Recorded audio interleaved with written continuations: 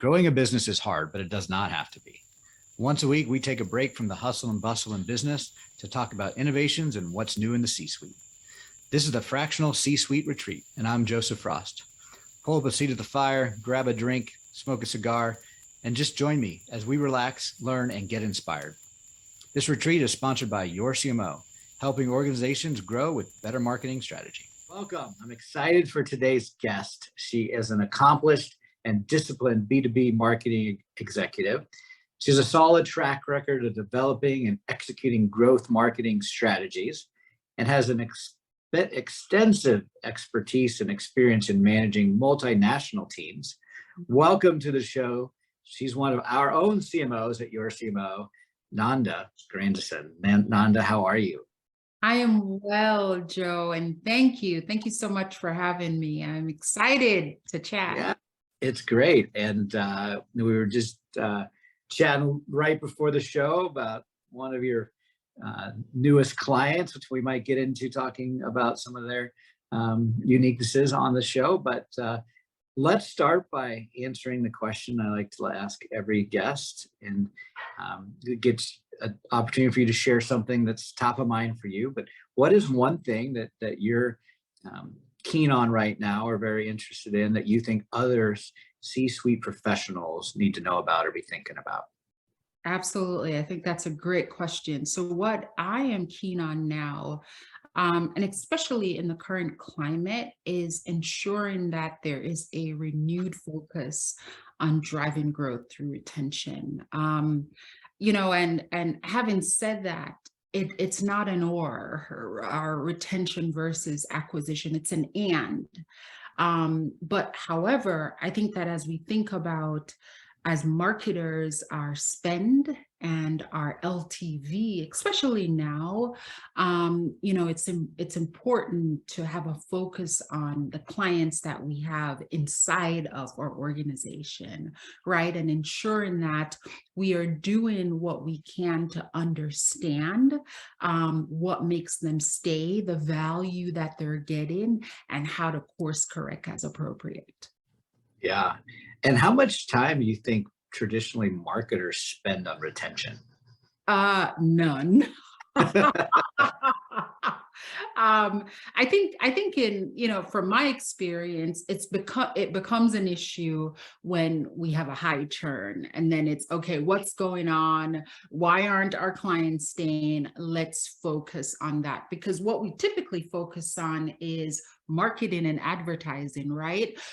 There's this sense of how can we make sure that we're bringing more into the top of the funnel. And when you think about marketing and advertising, paid ads, paid social, working with a vendor to do LinkedIn advertising, and over time that can add up. We're also spending money on, when you think about bringing that person in, we have to have a salesperson to vet that lead. We then have to do research to get more information so we can follow up with that lead. And even when we're following up with the lead, they may not respond. And then once we bring that client in-house, for some companies, it can take up to 5 years for us to make back that profit on that client. And so I think that if we, shift that focus, we can still focus on acquisition, but let's look at who do we have in-house? How long have they been staying with us? What is their NPS score? And then it gives us the opportunity to upsell or cross-sell to that existing client. And then if we're dealing with clients who are having issues, right? They've told us that they're not happy with this person or with this service, then it's an opportunity to think about how can we then reinvest in that client. And the piece that I love the most is referrals. Most companies that I've worked with have grown through referrals, and that referrals is typically organic. So think about if we took a step back and be really thoughtful about how we educate our clients on why referrals are important, how we then create a system and a process in place so there's transparency with clients in making referrals, and then how we appreciate or thank, and I'm using quote, our clients for those referrals. I think that can change the game in not only getting organic referrals, but making sure that we have a systematic process around how clients refer. And that can increase, and that will increase as well. Yeah, I think it's so important to think about it. But it's retention, but it's oftentimes not a marketer's responsibility initially, or it's just not thought of as a marketing responsibility. It's more of a customer service or operations. But if you put that marketing hat on or that lens on and look at it from, it's not just a service issue, it's a lifetime value of the client issue. It's a loss of potential referral issue. Like all of the marketing related aspects can be easily integrated into the retention conversation. Absolutely. It's almost more productive, I think, and positive if you look at it from a marketing lens instead of just an operations or customer service lens. Of course. So I will share that I worked for a company and they're in the subscription space. And for the executive team, we had an assignment to read a book. And that book is called Retention Point. And what that really means is that retention point is the point where a client becomes emotionally invested in the service that we provide, and they become lifers.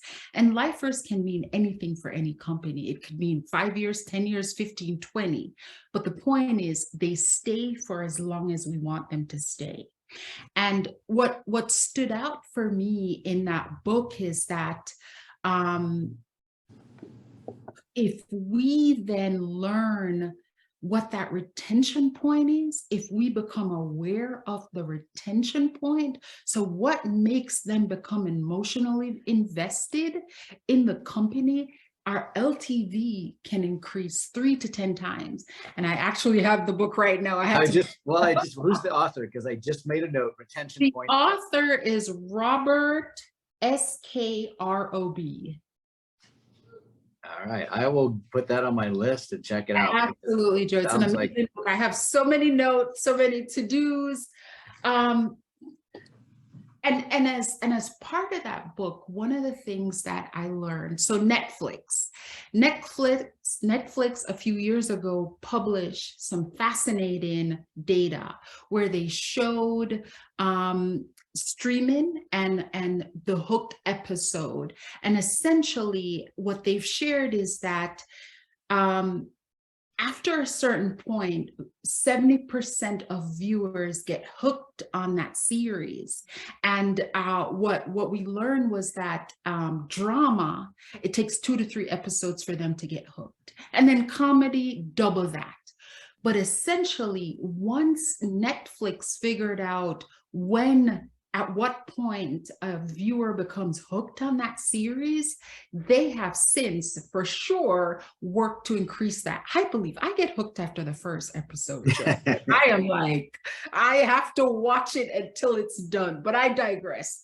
But if we as B2B companies and B2B marketers think about it from that point, at what point does our clients become hooked? And how do we increase that so that they're hooked sooner rather than later?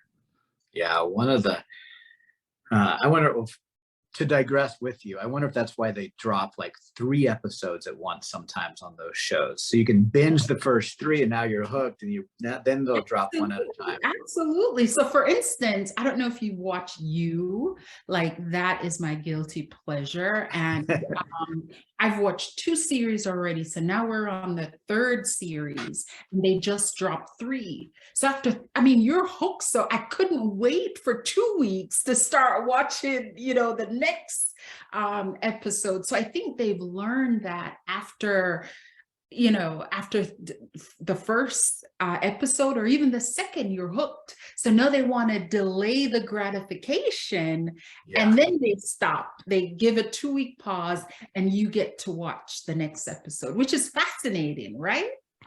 Yeah, they're just playing with us. I know, I know. And so, as I think about this, in terms of, I have a client right now, and thinking about when they become hooked, it depends on a few things, right? So when they get onboarded, we need to think about that onboarding experience and making sure that we're being super thoughtful. We're documenting that process. We know who is doing what at each point. And then after the onboarding, how do we ensure that when we're now providing service to that client, we are checking in on a regular basis? I think that check-in is important because it is at that point where we learn what that client, the value that client is getting at each point. Yeah, onboarding is such a crucial point. Another thing I had heard about retention in professional services, and it's not easy to do, maybe depending on the service you offer. Yes. But if you can get 3 touch points or 3 service points into a client, that's kind of the magic. Because if you just provide one service, it's really easy for them to replace you. If you have 2, it's harder. But when you get 3 services that they're relying on you for, that's when it's really hard for them to That's right. go away. And ideally, you want all those 3 to be earned individually, for all the right merits, not that you've got them tied into a knot and they can't escape from you, but it's that magic of 3 service offerings. Have you run across that in any of your experiences or readings? Absolutely. I think about the coaching organization that I worked for. And we had multiple services. It starts with the CEO, and then we had a key executive service. We had a emerging leader service, and it runs off the CEO, because the CEO then puts their key executive in a group, and then they put their emerging leader or rising star in a group. So if you think about that one company, we now are providing services to the CEO, their number 2, and then their number 3 or 4. So in that case, they are so deep in the organization and they have multiple people getting value, it's harder for them to leave because they're seeing the value, and that's why they're investing. They're having more people invested in the organization. Yeah.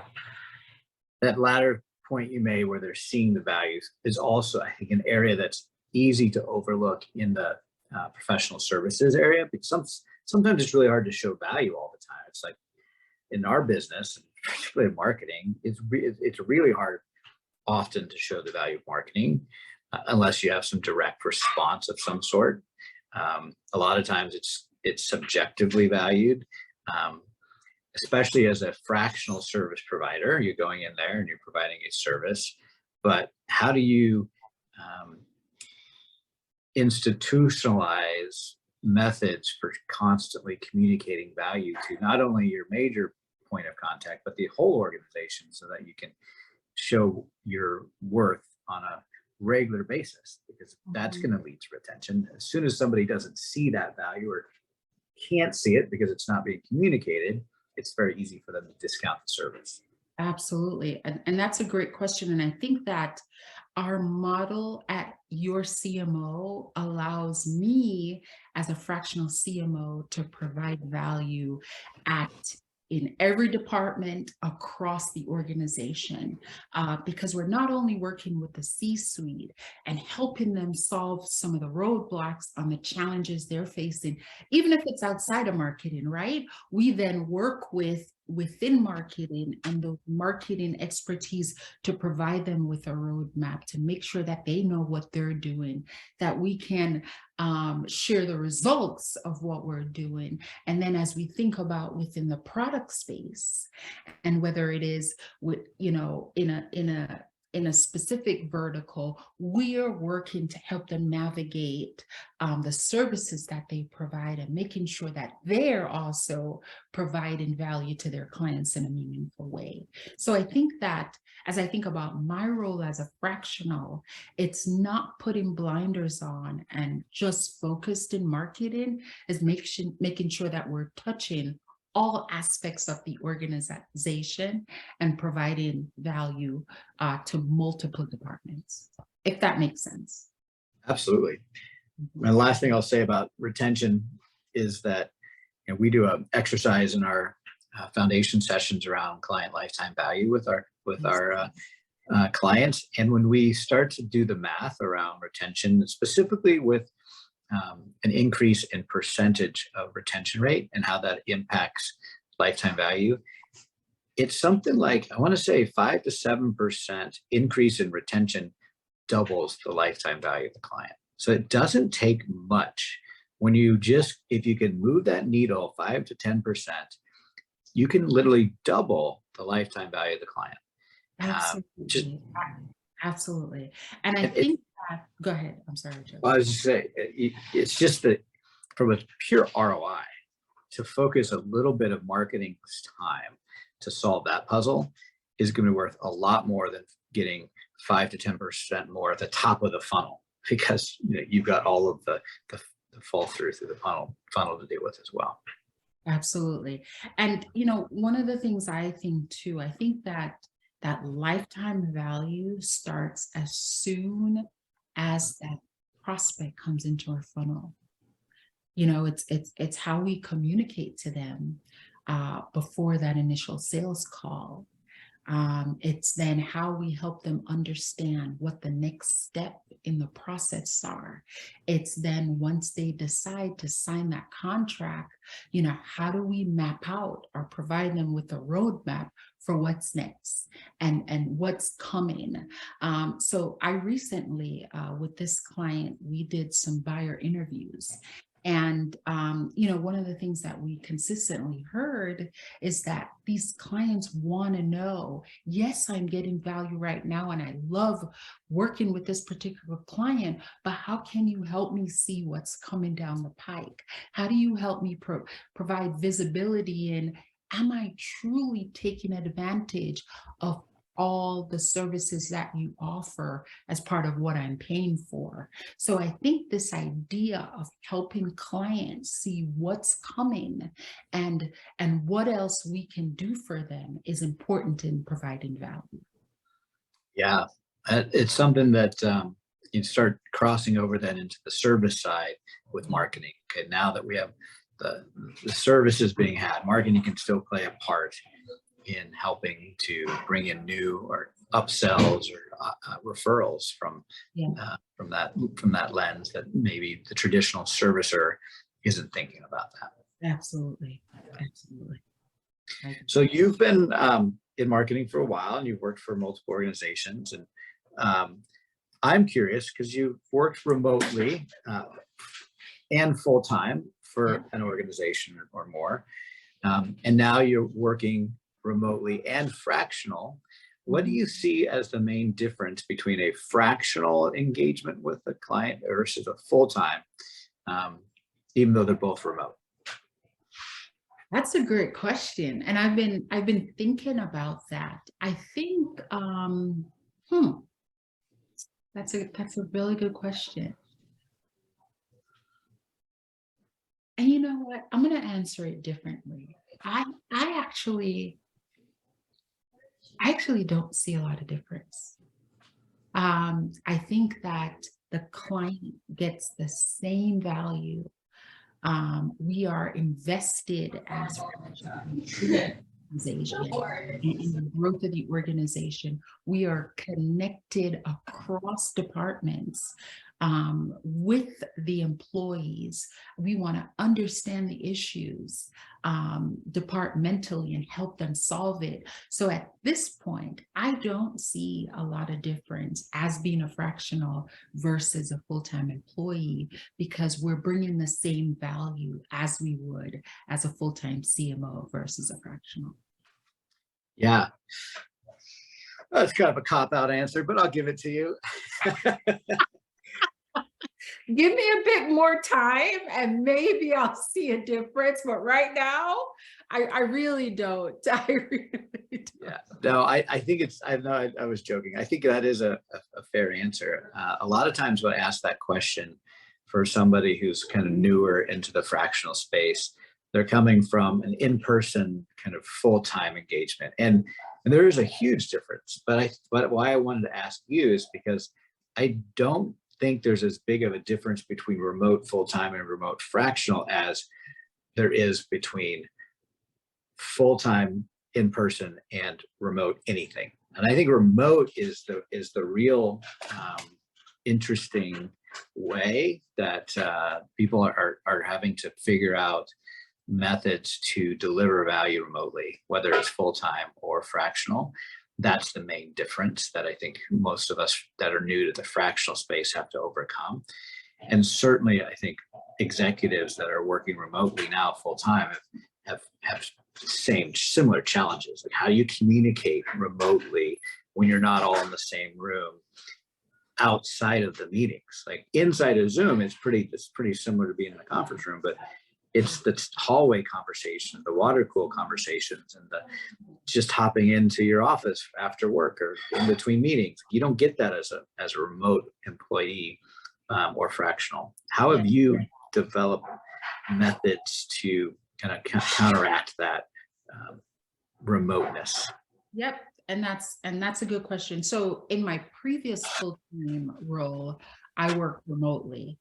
And to develop the relationship, that you would in person over the water cooler or in the kitchen while you're getting snacks or even going to the restroom, I think it requires, being intentional about communicating and not via email, but calling someone. I love to talk over the phone. I like to do this. I want to see you. And I will just, if I have a question, I am reaching out to someone via Zoom video or Teams video, just to have that conversation. And I think what I like to do is make sure that we get the in-person time. So whether it's a quarterly meeting or an event, or if, that person lives in close proximity, I want to make sure that we're spending time in person. And when I was in a full-time remote role, I made sure that happened. And that's what I'm doing now in the fractional role,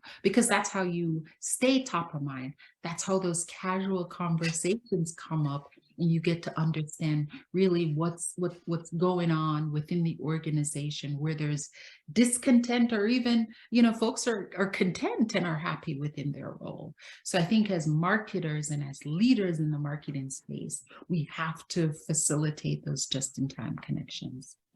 Yeah, I like to say time plus touch equals trust. And when I say touch, it's in-person communication. Or in some cases a hug if you're a hugger. And I find that in the remote world and the hybrid world is without that human touch, like in-person connection, that trust is lowered. You can have, I've known people for over a year and I've never met them in person, but as soon as I meet them in person, exponentially, I have this trust factor go up. Absolutely. In the fractional space, one of the reasons that yorCMO, we decided that we wanted to do all first meeting kickoffs with clients in person was for that reason. We knew that if we're invested in this relationship together, we need to spend a little bit of time in person, at least at the beginning. And if not, it's, quarterly is what our preference is, but sometimes budgets and logistics don't allow for it. But at least the first kickoff in person is one of the things that we always do. Yeah, and I think that's brilliant, because for me, and going through that experience, it allowed me to connect with the clients in person. We went out to dinner, we shared personal information, and now I can say they know me a bit more and I do the same. So then that sets the pace for our working relationship going forward. Yeah. So then how do you extend that to members of the team that you're starting to work with as a fractional, not just the executives that were in that kickoff meeting, but the rest of the team that you're having to operate on a routine basis with? is it as important to see them in person, or some various levels of importance there? You know, I think it's more important to see them in person, because we're coming in as fractional leaders. We're gradually changing the way that they have operated to drive growth for the business, and working remote and not being behind the scenes to hear whatever the issues are. It's important to build that connection in person. So I met my team in person as part of the foundation session. And, I want to make sure that going forward, we have regular cadence, obviously budget permitting, where we're getting that in-person connection, and I can build that relationship with them to understand what's going on, and to make sure that I'm building that trust so that we can have crucial conversations. Yeah. Now let's get creative for a minute, if you don't mind. What are, I like to do this from time to time. So this is one of those times. And I can tell already that you love being put on the spot. So I don't mind it. let's build a top 10 list for creative ways to get your team together that would be budget conducive. Okay. All right. So we'll go back and forth, one each until we get to 10. So you can be first. I love it. Events. So tack on a meeting to an event, to a company event or a client event or a conference. Gosh, yeah, that was a good one. That's almost 3 of them. So is that 3 for me? Yeah, a company event, a client event, or a conference. That we will count that as 3. Okay. All right. So no for Joe, none for Joe. Yes. All right. I'll go for 3 budget ways to get together. Okay. Training. So a mutually beneficial training for people in cross-functional teams would be an interesting way to get remote people that weren't in the same kind of division or area together. So it could be leadership development versus sales training. Sales training would bring just the sales team. Leadership development might bring everyone. So that would be, there's 2. Divisional training and cross-functional training. Okay. All right. That gets us to 5. We'll go back to you. I got 2. You got 3. You can do 1 now. All right. So I think that another budget-friendly way is, I'll use your example. So let's say you're traveling, you traveled to my city, and it just made sense to connect. However, we didn't get to connect. So I would say, if I am traveling to a city that is in close proximity to a team member, trying to schedule time to meet them there. Yeah, that is a good one. That's definitely a good one. Well, let's come up with a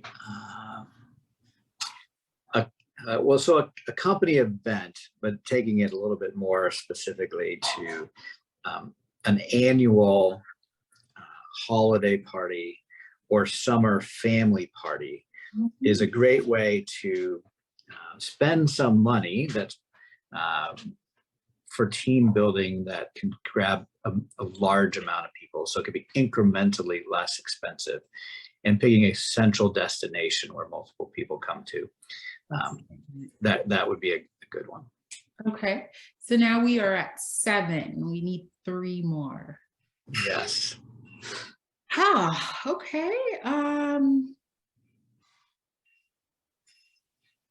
Okay, I'm going to get a little crazy now. So let's say I'm traveling and I have a connection in a city for several hours. I think that would be a good time to maybe connect with someone over coffee. Is that a stretch? That's a stretch, but we'll give it to you. I got one more. A healthy event like a marathon, half marathon, triathlon, some sort of adventure outdoor event where it would appeal to people that were personally interested in doing some sort of healthy, motivated activity that would get them to a destination that would bring multiple people that might also be involved in that to the same place.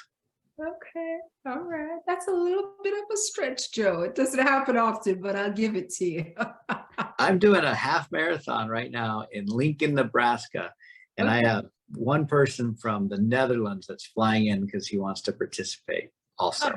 all So right. it does happen. Great example. Okay. All right. So one more. We have one more. One more. Um, I don't know. It's a tough one, Joe. Help me out. Um,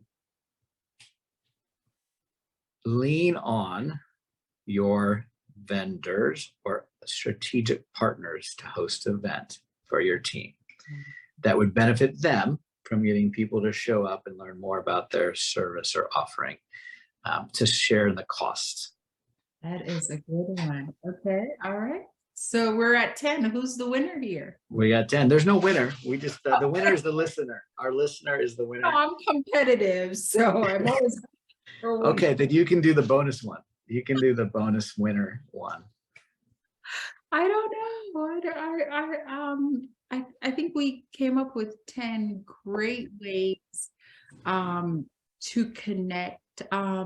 So this is going to be a little different. I think this is a virtual connection, but it works. So in my prior role, we celebrated birthdays and we would order food for everyone and meet on Zoom for an hour and just kick back, talk it up, laugh. And I think that is also an inexpensive way to connect, not in person, but virtually, and build some connections. So I'll use that one.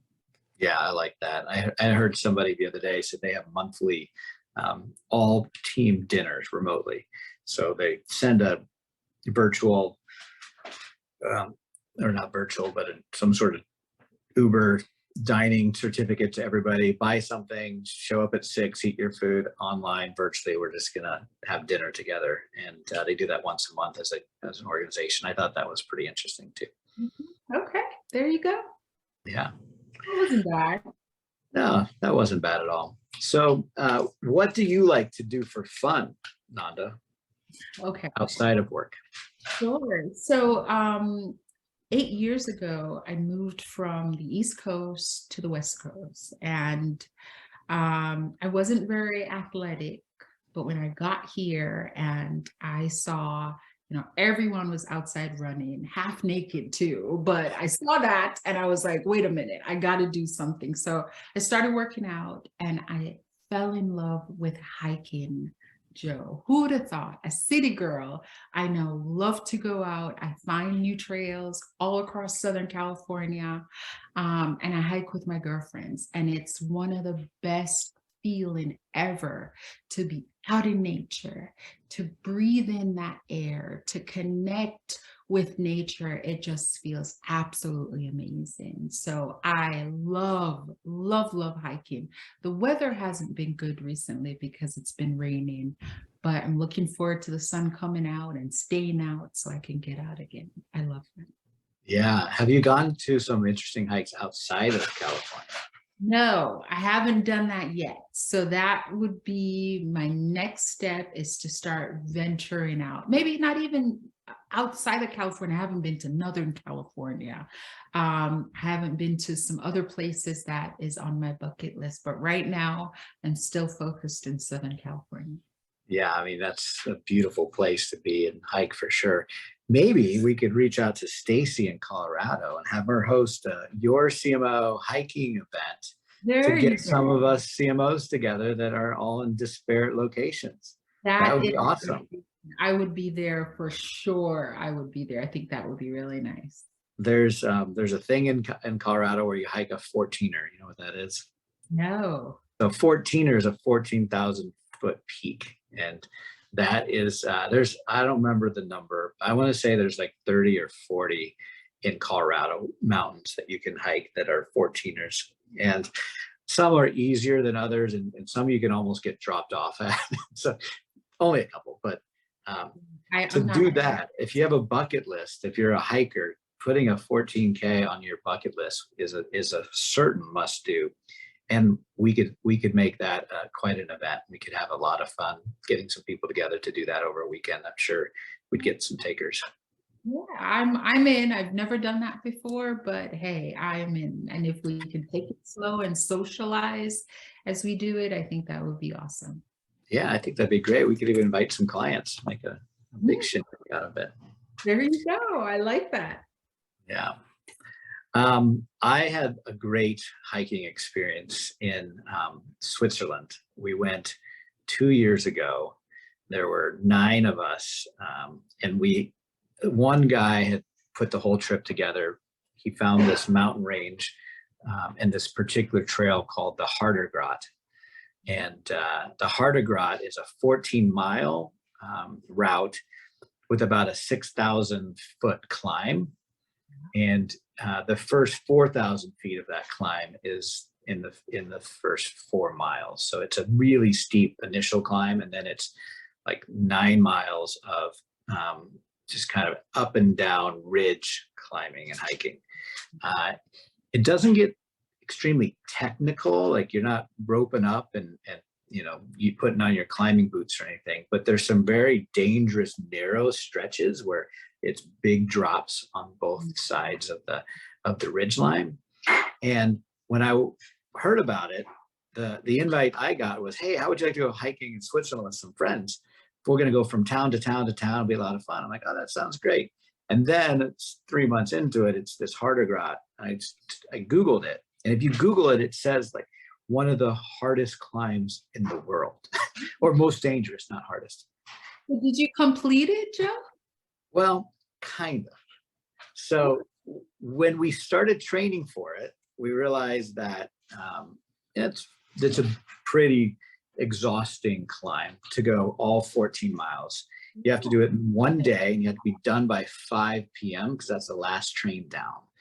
So when we backtracked, you had to leave at like 3 a.m. and it's about a 15, 16-hour hike to get there. So what ended up happening is about 2 weeks before the hike and the trip, a few of us realized that we weren't up for that. We hadn't trained hard enough. We just weren't ready.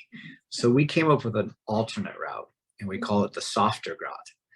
And so the softer grat, we realized you can take the train up and start at the end, and then we could walk across and meet the other team in the middle and then turn around and walk back. Okay. So that's what we set out to do. So 5 of us were going the softer grat way, and 4 ended up going the harder grat way. Mm-hmm. The softer grat team started with breakfast and coffee and eggs, and had a nice leisurely stroll to the I love it. center, grabbed the cab, got on the train, went up the mountain. It was beautiful. It was spectacular, stunning. And that was like 6 hours after the other group had woken up and started with headlamps and, bundled up with, all the water they could carry for the next 16 hours. So about the time we ended up at the end to start, they were already up the major part of the climb. So we started walking to meet each other. And it was scary, Nanda. There were literally crosses along the route where people had fallen off and died. Like, it was not a easy hike that we thought it would be. It was comfortable most of the way, but there were just small stretches where you were on your hands and knees, just hoping you could, get by without, getting too scared. I don't know what I would do in that case, if I would want to turn back or continue. Yeah. We had one guy with our group, and he's like, guys, I just don't want to keep going. I'm going to go down. And you could see how you could go down and switch back your way across the one side. So we all ended up going down with him. Okay. And as we go down, we're going down this beautiful countryside in Switzerland that you've seen, like all the sprawling landscape pictures and videos and films and movies. And then they had all these cows that had these cowbells that were just ding, ding, ding, ding, ding the whole time. It felt like you were the sound of music. Yes, it was so much fun. What a great experience. So we got down, and then we started getting updates from the rest of the team. Only 2 of the original team members made it all the way and down the mountain that day. The other 2 of the 5 ended up not getting all the way, but they didn't get there in time. So they had to spend the night at the top of the mountain. And then one of the guys had to come down early with another group of hikers because he just couldn't make it across. And we found him back at the hotel when we got there. So it was quite the experience, but that was that again. And it sounds like you'd have to train for months, if not years, to complete it. I would do it again, and I would do it again and train for it. And I would do the harder because it's doable. You just have to train for it, like you would for a marathon, kind of that level of training. You got to think about it. You get out there. You got to put a pack on. You got to just go. Otherwise, it's just not doable. Yeah. And do you hike now at home or in your area? I know it's too cold. Yeah, not much. That was kind of a unique opportunity, and so we don't have. I mean, we have roads in Omaha, but we don't have trails around here like you do. It's not as exciting to hike around here. Well, whenever you come to Southern California, let me know. We can go on a small trail, right? Yeah, we'll definitely have to get that in the works soon. I always enjoy going to San Diego, but last time I was there, as you mentioned, the weather hasn't been great. It hailed on me. I didn't think it was possible to hail in San Diego. Yeah, it's been quite crazy here. I hope we have passed the worst and it's now sunny days. We'll see. Yeah. Well, it's been fun to chat with you, Nanda. If anybody wants to reach out to you and talk about top 10 lists and competition or marketing, what's the best reason or best way for them to connect with you? Absolutely. So the best way to connect with me would be on LinkedIn at Nanda Grandison. Alternatively, you can email me at nanda@yorCMO.com.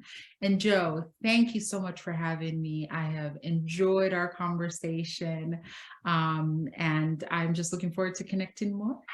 Yeah, and thank you. And I'm super excited for our hiking trip to Colorado. Yes. And in San Diego. Yes. And if we have plans, we can try to share it in the show notes. Maybe some of our listeners could come visit us, as long as they're not stalkers. Absolutely. To all of our listeners out there, I'm assuming that you're not stalkers. Thanks for being here. My producers say make sure to like the podcast and subscribe and whatever you're supposed to do to make the numbers look better. But we appreciate you listening. And feel free to reach out to Nanda or me if you've got any questions or anything we said prompted you. But thanks for being here. We'll talk to you soon. Thank you. Bye-bye. And that's a wrap. There's another successful episode of the Fractional C-Suite Retreat. See our show notes and more episodes at fractionalcsuiteretreat.com. This podcast is sponsored by yorCMO, helping organizations grow, save time and money with better marketing strategy and fractional execution. Visit them at yorCMO.com, yorCMO.com. Spelled wrong on purpose.